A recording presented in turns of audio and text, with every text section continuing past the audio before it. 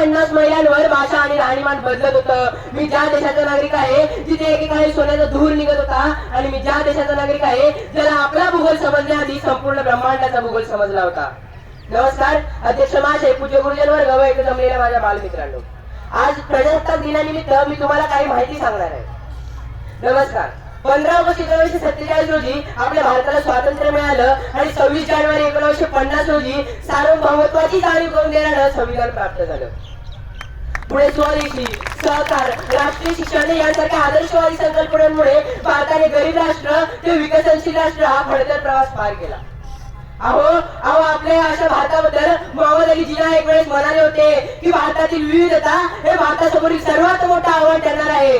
की भारतातील विविधता हे भारतासमोरील सर्वात मोठं आव्हान ठरणार आहे. पण अगदी दुसऱ्या बाजूला पंडित नेहरूंनी लिहिलेल्या द डिस्कव्हरी ऑफ इंडिया या ग्रंथामध्ये लिहिल्याप्रमाणे 540 पेक्षा अधिक संस्थानांना आणि संस्कृतींना स्वतःमध्ये सामावून घेत भारताने विविधतेतून एकता अशी एक नवीन ओळख तयार केली आणि जगासमोर हा आपला भारत देश उभा राहिला. आपल्या स्वातंत्र्याची 75 वर्ष मागच्या वर्ष पूर्ण झाली.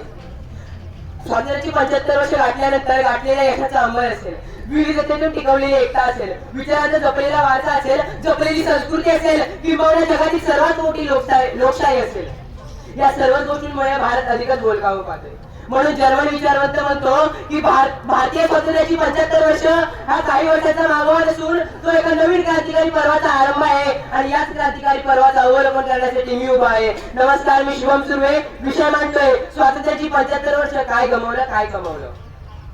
विषयाच्या सुरुवातीलाच मला सांगावं असं वाटतं की द हिंदू या वृत्तपत्रामध्ये the golden jubilee of India हा अग्रलेख आला होता. आणि त्या अग्रलेखात लिहिल्याप्रमाणे ज्या कालखंडात भारताला स्वातंत्र्य मिळालं, अगदी त्याच कालखंडात ब्रिटिश राजवटीकडून इतर 12 राष्ट्रांना स्वातंत्र्य मिळालं. आणि या स्वातंत्र्याची 75 वर्ष पूर्ण करताना भारताच्या सर्व राष्ट्रांपैकी अधिक विकसित राष्ट्र म्हणून अख्ख्या जगासमोर उभा राहिलेला आहे. मला असं वाटतं जर आपल्याला कोणी विचारलं की भारताने गेल्या 75 वर्षात काय कमवलंय, तर त्याचं हे उत्तर असेल, मग ओसाड झालेल्या जमिनीतून सोनं पिकवण्याचं काम केलंय. ट्रान्सफॉर्मिंग इंडिया, ट्रान्सफॉर्मिंग अग्रिकल्चर या धोरणांपासून भारत सर्व जगासमोर एक विकसित राष्ट्र म्हणून उभा राहिलेला आहे. मग 1991 ला केलेले नवीन आर्थिक धोरण असू दे किंवा 2020 ला केलेले नवीन शैक्षणिक धोरण असू दे, या सर्व गोष्टींमुळे भारत स्वतःच्या आत्मनिर्भरतेकडे वाट करत चाललेला आहे. ना पूछो जमाने को क्या हमारी कहानी है, हमारी पहचान तो सिर्फ यही है कि हम हिंदुस्तानी है. भारतातील नील क्रांती, हरित क्रांती, श्वेत क्रांती, दूध क्रांती, पील क्रांती, गुलाबी क्रांती इथपासून the most rice production in 1 year हा किताब मिळवण्यापर्यंत आपल्या भारत देशाने मजल मारली आहे. The most rice production in 1 year हा किताब मिळवण्यापर्यंत भारत देशाने मजल मारली. मग आताच उदाहरण घ्या की रशिया आणि युक्रेनच्या युद्धामध्ये भारताने स्वीकारलेली अलिप्ततावादाची भूमिका असू दे किंवा पाकिस्तानवर केलेलं सर्जिकल स्ट्राईक असू दे. मग 1965 ला पाकिस्तान विरुद्ध, तर 1971 ला बांगलादेश साठीच्या लढ्यामध्ये भारताने मिळवलेला विजय असू दे, किंवा भारताने 1962 ला ताशकंद करार करून व 1971 ला शिमला करार करून या जगाला दाखवून दिलं होतं की आम्हाला कुठल्याही देशावर वर्चस्व नको आहे, भारताचा वर्चस्ववादाला विरोध आहे आणि भारताला शांतीला प्राधान्य द्यायचं आहे. आणि याच गोष्टींमुळे भारत जगासमोर विश्वगुरु म्हणून ओळखला जाऊ लागला होता. 1996च्या पार्लमेंटमध्ये अटल बिहारी वाजपेयींनी एक वाक्य बोललं होतं. त्यांची एक सुंदर कविता आहे, ती मी तुम्हाला सांगतो. भारत कोई भूमि का टुकड़ा नहीं है, एक जीता जागता राष्ट्र पुरुष है भारत.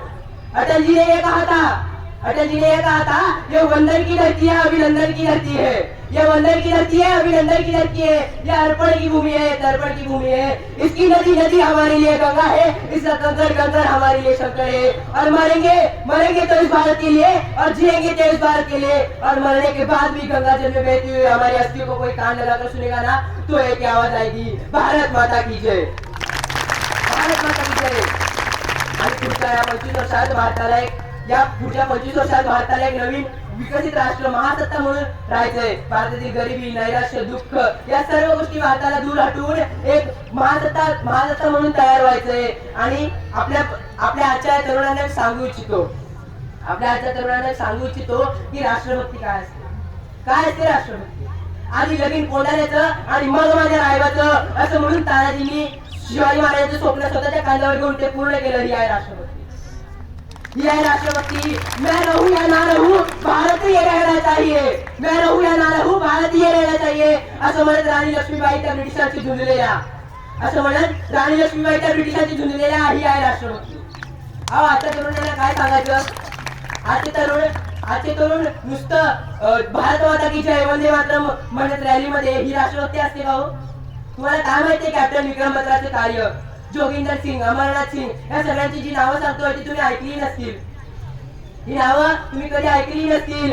मी तुम्हाला सांगू इच्छितो कॅप्टन विक्रम बत्रा यांनी पीक 5140 वर 17000 फीट वरती जाऊन हिमालयात जाऊन त्या पाकिस्तानीचे बंकर फोडलेले आणि आपल्या भारताला ते पीक जिंकून दिलेलं.